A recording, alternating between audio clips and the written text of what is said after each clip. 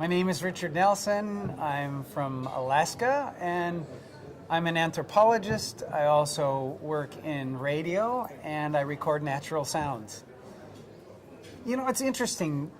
We don't pay a lot of attention to natural sounds, and we've forgotten all about the importance of the voices of nature. So we live in this world where we're insulated from this incredible chorus of sounds. It's all around us at all times. And I think in order to understand our world, we need to start listening to what everything around us is saying. We think the human voice is the only one that has come to matter to us. For indigenous people, I think it's very different from that. That all the voices around us, wind and water and ice and animals, they all matter. They're all part of our single language of living things. My research is totally embedded in the world of Alaska, with indigenous people whose lives have been connected with the Alaskan land for thousands of years. And so I can't separate my research from the place where I live and from the people who live there. Everything is all just the one thing.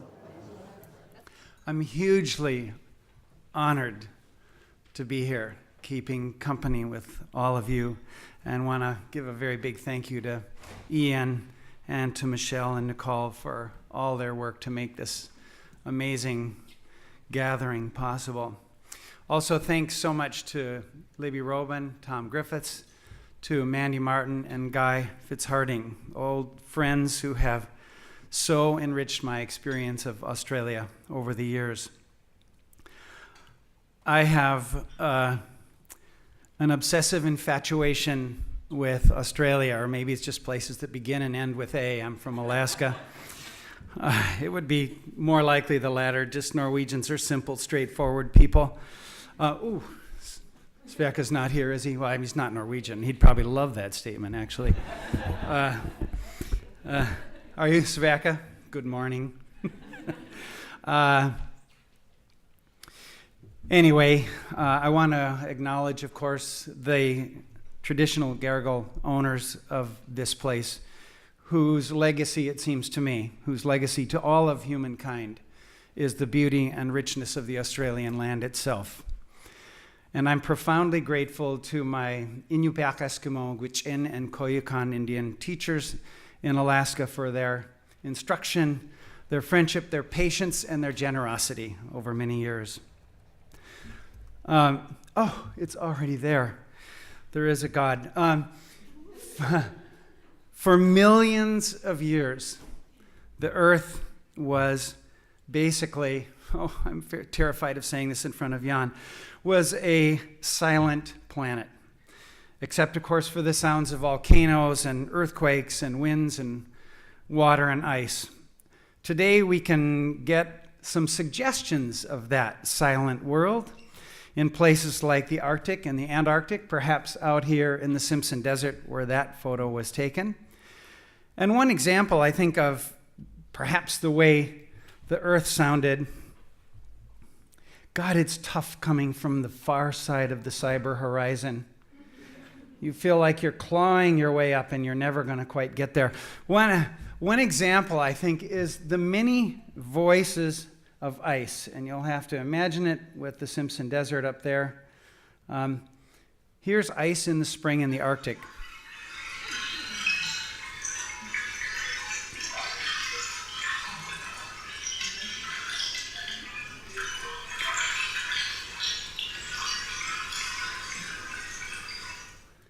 This is what's called candle ice. As ice melts, it forms into these wonderful, long, crystal clear candles, and there was a wind blowing, and that ice along the edge of a little lake on the Arctic tundra was making that song. But the Earth before life was mostly an immense, lonely, unyielding silence. And then, after prodigious spans of time, that eternal quiet was broken by the first sounds of life. I like to imagine the little burblings in wet mud, the tiny ticks and scuffles, the hisses, the buzzing, the chirpings, animal sounds beginning and then eventually gradually increasing, multiplying, and growing into an immense, encompassing planetary chorus. We often identify the Earth uniquely as the blue planet, but I wonder if we couldn't equally distinguish the Earth as the singing planet. This is a magpie just down the street from Tom Griffith and Mandy Robin's house in near Canberra. So it's fun to imagine the Earth whirling through space, sheathed in endless outpourings of sound coming up from this place. Love to think about it every morning in Australia along the East Coast as the edge of the dawn comes up. This whole coastline erupting in this amazing pandemonium of sound.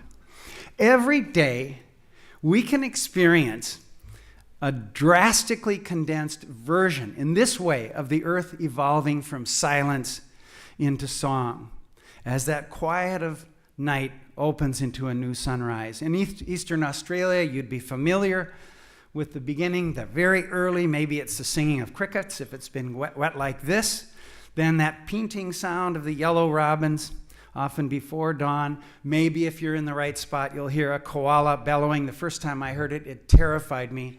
I was way out in the woods all by myself, and I got the hell out of there thinking it was some sort of a big boar that was going to rip me to shreds. Then, of course, the outbursts of the kookaburras, the fluting of the magpies, until the air fills with this great incantation of birds. And probably the most impressive one I've ever heard, I recorded from the front yard of Mandy Martin and Guy Fitzharding. And here's a tiny little piece of that.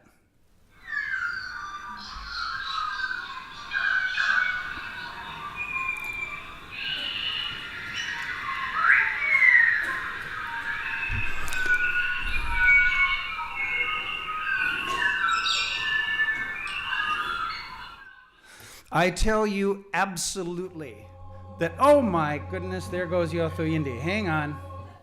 Well, they're so eager. I tell you absolutely that I would come all the way to Australia just for one morning of that sound. Well, through nearly all of the Earth's history, these sounds, of course, were heard only by the animals themselves.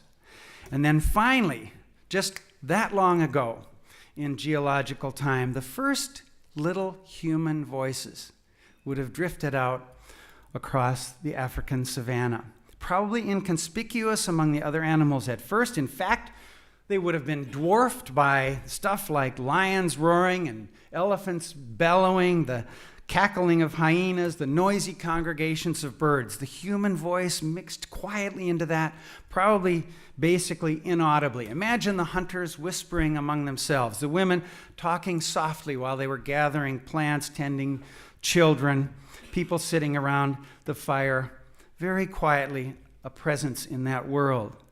Even the ancient ceremonies and songs probably mingled quite harmoniously with the choruses and rhythms of natural voices.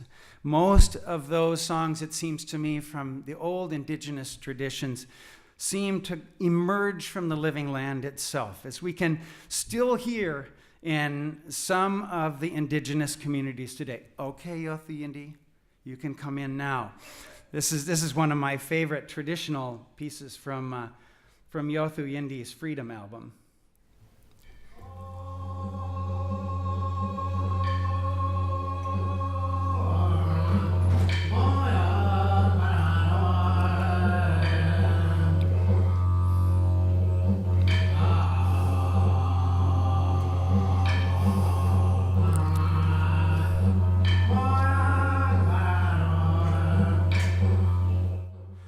Now, perhaps equally important, humans, why don't I learn this? Oh, we got it. Yeah, you figure out what that is, and we'll come to it in a minute. I never cease to marvel at my own ineptitude in the cyber world. In fact, I'm a little bit proud of it, actually. You young people have this burden to bear that you understand this stuff. What goes on in these boxes? Who cares? Anyway, perhaps equally important, human beings brought an entirely new kind of listening to life on earth. People in many traditional cultures, perhaps I should say all traditional cultures as far as I know, live in a constant reciprocal communication with nature. We've been hearing about this, especially yesterday. People find meaning in the sounds and the behaviors of other animals. They also speak to animals and the land, to plants, to waters. Indigenous elders often say that humans and nature share one great language. I think we should listen very closely to what they say on that account. Well, I learned something about this kind of communication during several years when I lived with Inupiaq Eskimo people on the high Arctic coast of Alaska, with Gwich'in Indians and Koyukon Athabascan Indians in the central part of Alaska. All of these quite far north, just north or on the Arctic Circle. My work there was to document traditional knowledge of the environment, or to work with communities in their own documentation of these things. Their methods of subsistence and survival, their spiritual and social relationships with the natural world. I worked basically in two ways. One was every night for years, conversations with elder men and women. And then the other fundamental part of my work was traveling with mostly men, hunters and trappers, staying in the fishing camps, hunting for seal, walrus, waterfowl, caribou, moose, bears, stuff like that. Interesting experience for a guy who grew up being adamantly opposed to hunting, to find myself in the middle of these hunting communities and traditions. It changed my entire way of life. This body today is mostly comprised of deer meat and fish like salmon and halibut, and berries and other gathered plants. Inupiaq and Gwich'in and Koyukon people are incredibly skilled, careful, systematic, scientific observers of everything in their natural environment. They are the greatest experts on their home places. They're not just watchers, they are also acute listeners. To illustrate, here's a couple of little examples of how animal sounds are used in hunting. Inupiaq hunters, Eskimo hunters.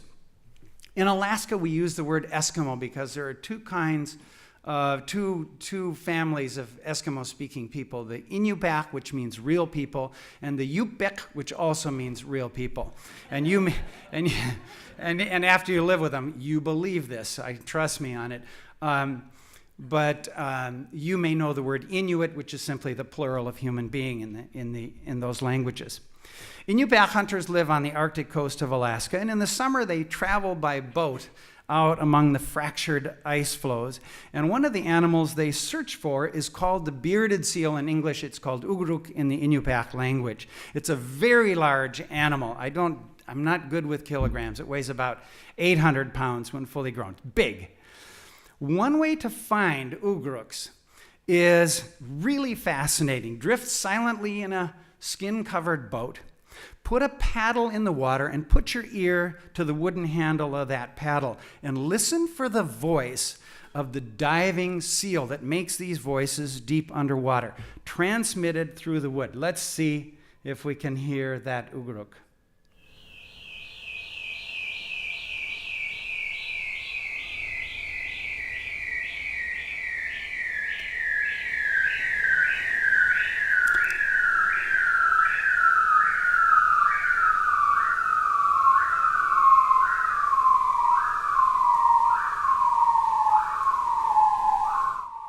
Now, this is just a short clip. That's just a short clip from a longer performance, or whatever you want to call it, by an ugruk under the Arctic Ocean. So that's one way that sound is used to find animals. Koyukon Indian people who live in the sprawling coniferous forest in the interior part of Alaska, an important food for them is black bears.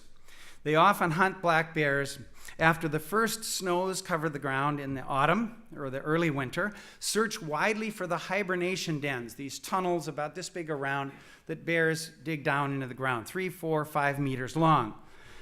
Down in these dens, there may or may not be a bear. Sometimes the hunters will crawl down inside the den to look.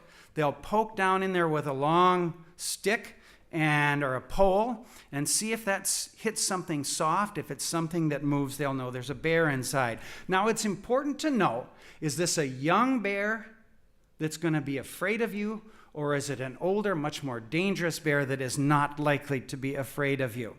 How would you possibly judge the age of an animal? One Koyukon elder man told me there's a way to do that. Listen for the heartbeat.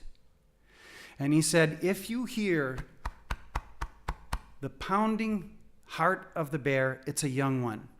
It's afraid. I never knew if that was true until I was with biologists doing research on deer who had captured a deer. I was standing probably 3 meters away from them, and the entire air was filled with the sound of that deer's heartbeat. So I know this is true. I just wish I'd had a recorder when those people were working on that deer so I could play it for you. But whether you hunt them or not, grizzly bears, of course, are always a concern when you're out on country.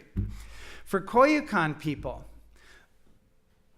the brown bear is not just physically dangerous, not just physically powerful. It's also spiritually dangerous. In the pantheon of spiritual powers in the Koyukon world, the grizzly bear is very near the top, and in terms of the intimidation factor, of course, it is on the top.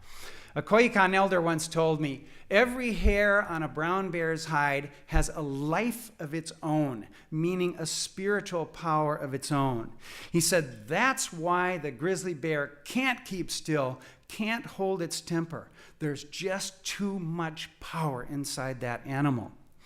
Well, and it's called, incidentally, in the Koyukon language, the name of it is not spoken by people, usually. They'll often refer to it in English as brown thing, or in their own language as big animal, or something like that. Because to speak the name of the brown bear is too familiar, too disrespectful, just as we may not wish to walk up to the Pope and address him by his first name, or, hey, Pope, how's it going? You would show this profound respect. In fact, the grizzly bear would be a hell of a lot more dangerous than the Pope, I would suggest to you, especially the one we have now, who seems a man of real peace. Anyway, it's easy to understand why people feel this way once you hear what an angry brown bear sounds like at close range. Now let's see if I've got the right thing here. Let me explain 1 second. This is on a great big muddy flat. There's salmon around, and so you'll hear seagulls in the background. These are 2 brown bears very close to me, as close as the front table here, having an argument over a salmon. They were completely oblivious to me being there. Thank God.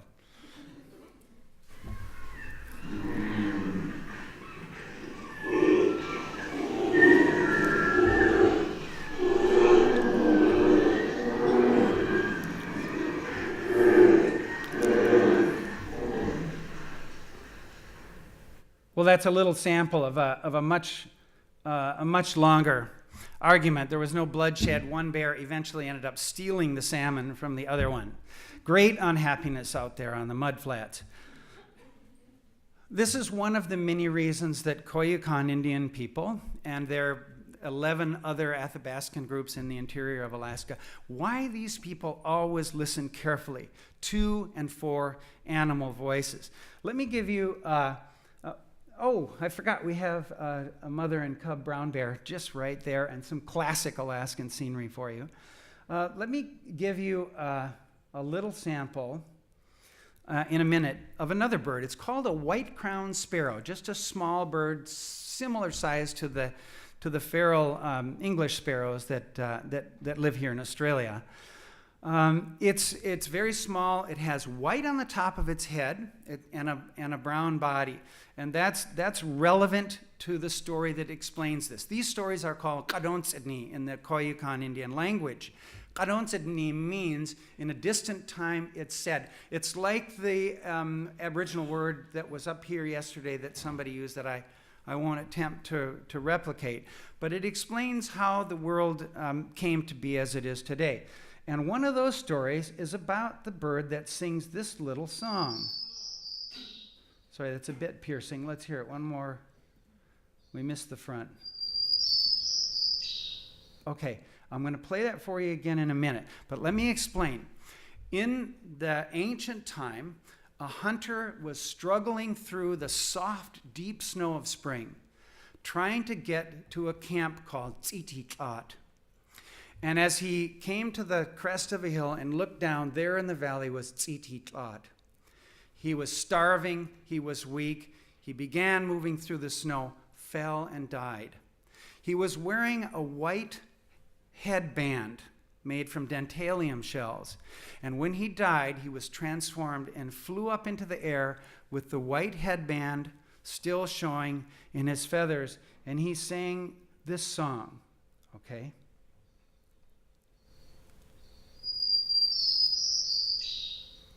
It says, yes, Tsitiklat. It means, too bad I never made it to Tsitiklat. And since the ancient time of Sidney, the white-crowned sparrow has been singing, yes, Tsitiklat. It's called Kitlinza Hatana, which means the white headband man. Okay, another voice from the Koyukon world is that of the northern raven. Looks almost identical, a bit bigger, but identical to the multiple species of Australian crows and ravens.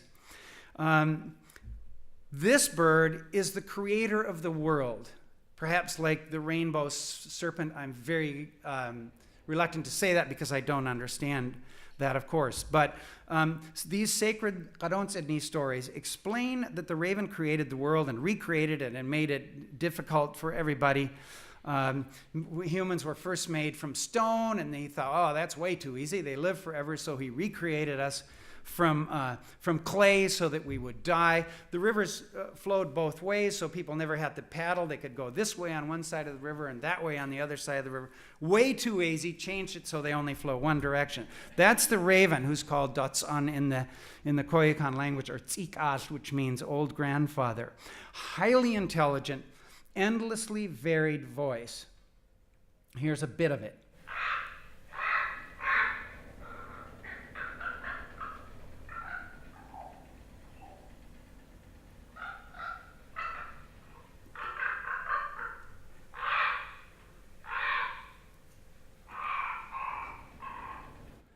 And that's just it's nice to hear the Anthropocene coming in here too.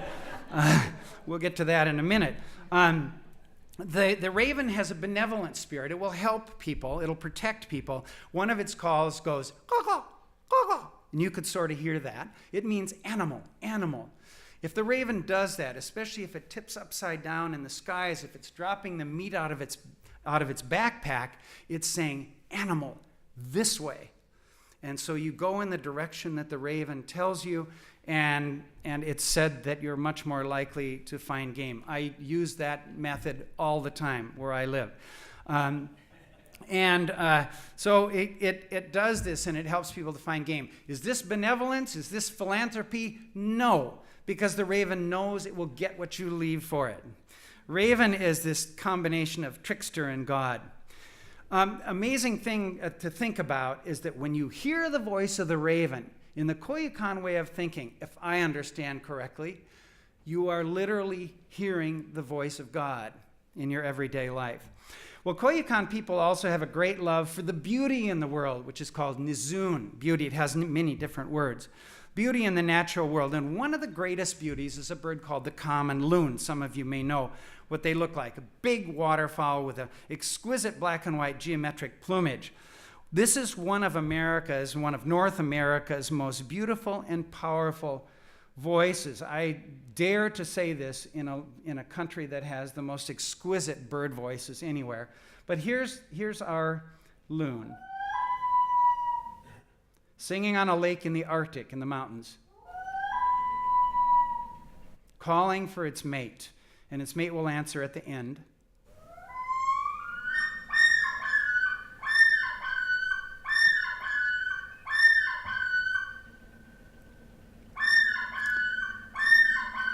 You hear it echoing from the mountainside, and the mate very briefly coming in there at the end. That's a voice most people from the northern part of North America revere. And in the Koyukon world, the same is true. One Koyukon elder told me an old saying, "Otsa dodzin tonrido bizni inishon." It means when a loon calls on a lake, it's the sound against which all other sounds are measured. It's the greatest sound a human can hear, he said. And he also went on to explain that the loon's beautiful voice and its elegant plumage are manifestations of the loon's spiritual power. It's not a purely physical thing. So for Koyukon people, we can look objectively and empirically and scientifically at half of the world. The other half, the spiritual side, is equally huge, equally important, but absolutely invisible and accessible only through the minds and memories of the elder people. Well, this tradition of intense listening and communication with nature that's seen, I think, among hunting and gathering people, at least throughout the world, and it has probably exists throughout all of human history, I strongly believe. I think this is the fundamentally human way of seeing the world. It's the way that we are on this great experiment of throwing away and ignoring, and in the process, I think, of discovering it doesn't work. It does not work to abandon this way that is based on the principle that the natural world is filled with intelligence, with awareness, with spiritual power. That the natural world is a place that commands of us obedience and respect. And humans are members then of this one great encompassing community of life. It's the single most obvious thing anyone could say. And the single most staggering thing that a culture could forget that. Of course, we know that every natural sound, every song, every tiny splinter of sound that we hear out in the natural world reveals to us a unique living creature. Every single one, if you know it well enough, as the true ornithologists and bird watchers do, and the twitchers, they know this. They can identify birds by the most amazingly tiny bits of sound. And for people like the Koyukon Indians and their compatriots around the world, there is that further dimension that every animal's voice means something powerful and significant is nearby. Something to be acknowledged, something perhaps even to be understood. A Koyukon elder told me once, and he told me this many times actually, remember this. Every animal knows way more than you do. He reminded me of that often. But this way of knowing the world is being forgotten. It's now only like a whisper from a distant, rapidly vanishing past. Over the last 10,000 years or so, of course, indigenous ways of knowing have been steadily displaced by the spread of agricultural and urban humankind. What my friend, filmmaker and writer, Canadian-British Hugh Brody calls the Neolithic catastrophe. At the same time that this is happening, our imprint on the earth, of course, as we've been hearing, is becoming exponentially larger and exponentially louder. The voices of the insects and birds, the frogs, the mammals, are being drowned out and overwhelmed. Even the other night down here having dinner, where there was a phenomenal, glorious thunderstorm going on, those of us who were sitting in the restaurant could hardly hear the thunder for the sound of our own voices. And I would suggest we missed something really important there.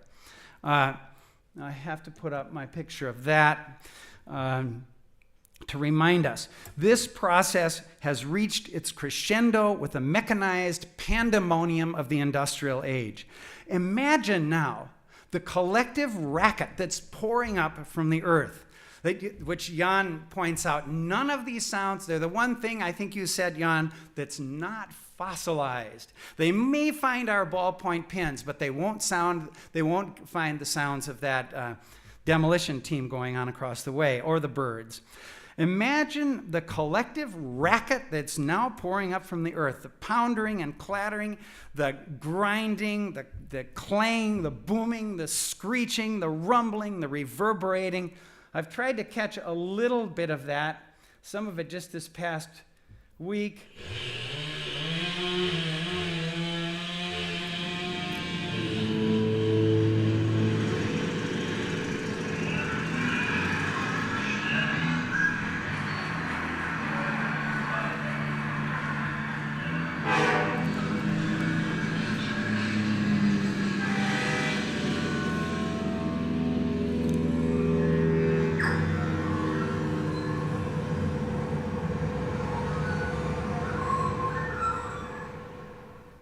And that last bit I need to tell you was at the corner of Berry Drive and Northbourne Avenue, recorded by Libby and Tom's son Billy Griffith about a week ago. And so our ancient Earth then was a silent planet. Earth then became the singing planet, and now it's the roaring planet. The modern outburst of human noise is among the greatest transformations in the history of the earth and a major hallmark of the Anthropocene. Not surprisingly, there are growing concerns about the impact of noise on human health, on our quality of life. For example, there are big initiatives to monitor intrusive human sounds in national parks. The U.S. National Park Service has a huge initiative to put microphones out to catch this. There are studies of the effects of our human noise on wildlife. Some birds near busy highways, noisy highways, are apparently changing their song frequencies to make themselves audible amid the roar of the traffic. Well, we've seen enough, I think, of the freeway. This was taken from a ridge near Bombala, New South Wales, if you know where that is. Another impact on natural sounds is that animal sounds are being progressively displaced by agriculture, by forestry, industrial development, the growth of cities and suburbs. And as each species vanishes, another voice is lost from the living chorus. While human noise is growing, natural sounds are diminishing. Interesting, except maybe the sounds of cyclones and stuff like that. Interestingly, many studies are using sound to survey the species that remain in particular places or to search for rare species. You may be aware of the use of remote microphones placed out in Central Australia, trying to listen for the voice of the night parrot. Is it still there? Is it still making sound? At the same time, this ancient human tradition of careful attention to environmental sounds is rapidly vanishing in most of the world. Few people among us have any idea what bird or animal they're hearing. Studies show that even rural children only recognize a few of the most common and conspicuous voices, like magpies, crows, ravens in this part of the world, maybe butcher birds if you get the right kid. In fact, most of us literally do not hear the natural voices that are perfectly audible to us because we're not paying attention and we're not interested. We focus almost exclusively on hearing our own sounds. Not that there's anything wrong with it, but we're forgetting the rest. It's a profound change in how human beings connect with their environment and the species that share our world. We are forgetting the language of the earth. We're giving up a fundamental aspect of our citizenship in the community of life. We're losing touch with that marvelous, vital, fascinating dimension of our world that comes to us through natural sounds. Here's one example, and I'm getting very close to the end. Here's one example that my friend Debbie, who's here, and I found absolutely stunning and surprising, partly because it's so amazing, partly because it was totally unexpected to us. This is in the Daintree.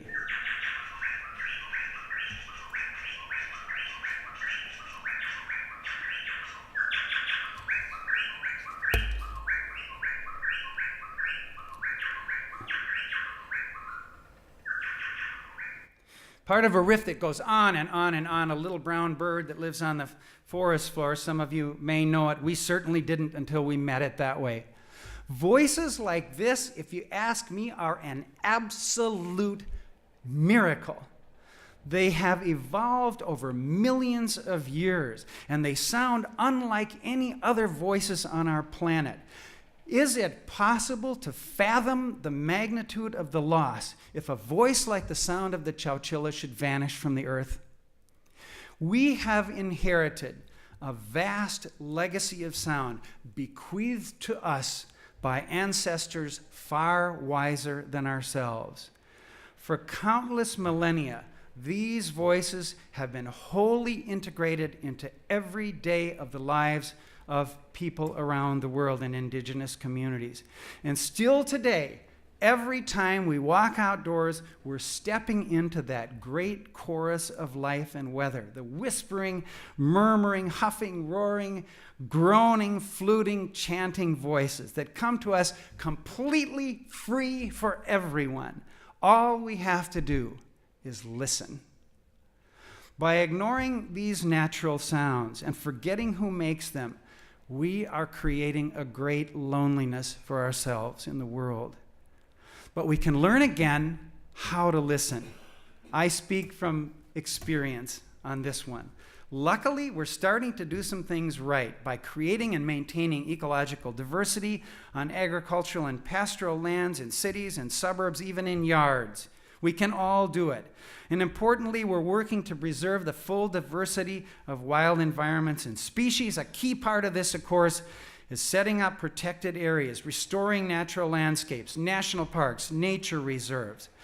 We should recognize that these places, these protected places, are not just to preserve scenery, not just to preserve ecosystems, but to preserve voices. Places where we can hear the grand chorus and cacophony of nature. In our time of despair for the future, perhaps our time of great sadness, these voices are a source for hope. We can listen to them and hear them in that way, and we can do everything in our power to make sure that they stay here. Imagine a child asking, let me see if I can get this sound for you in a minute. Imagine a child asking, what did the earth sound like before there were cities and machines, before there were jet planes and highways? Instead of trying to explain it, as we often do, why not take that child to a place like a national park or far out onto the ocean and say, let's listen. Here is the voice of the earth, and here's one of those voices. I'm so happy that I chose it because we're going to hear more about these animals just a bit later. Humpback whale, blowing, lobtailing.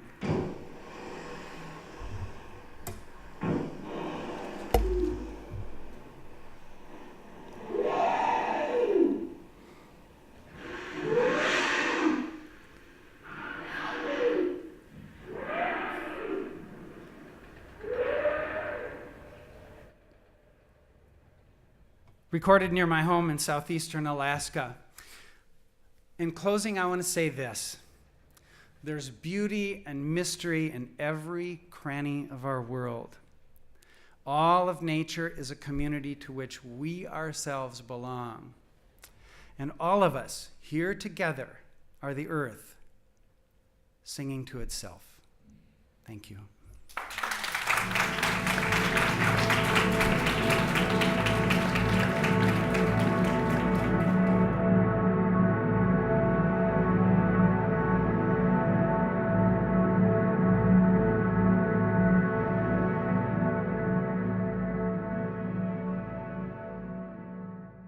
From the people who live there. Everything is all just the one thing.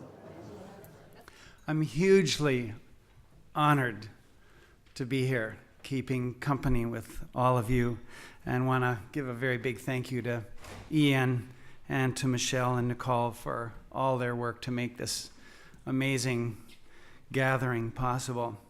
Also, thanks so much to Libby Robin, Tom Griffiths, to Mandy Martin and Guy Fitzharding, old friends who have so enriched my experience of Australia over the years. I have an obsessive infatuation with Australia, or maybe it's just places that begin and end with A. I'm from Alaska. It would be more likely the latter. Just Norwegians are simple, straightforward people. Sverker's not here, is he? Well, he's not Norwegian. He'd probably love that statement, actually. Are you, Sverker? Good morning. Anyway, I want to acknowledge, of course, the traditional Garigal owners of this place, whose legacy, it seems to me, whose legacy to all of humankind is the beauty and richness of the Australian land itself. And I'm profoundly grateful to my Inupiaq Eskimo, Gwich'in, and Koyukon Indian teachers in Alaska for their instruction, their friendship, their patience, and their generosity over many years. It's already there. There is a God. For millions of years, the earth was basically, I'm terrified of saying this in front of Jan, was a silent planet. Except, of course, for the sounds of volcanoes and earthquakes and winds and water and ice. Today, we can get some suggestions of that silent world in places like the Arctic and the Antarctic, perhaps out here in the Simpson Desert where that photo was taken. And one example, I think, of perhaps the way the earth sounded, God, it's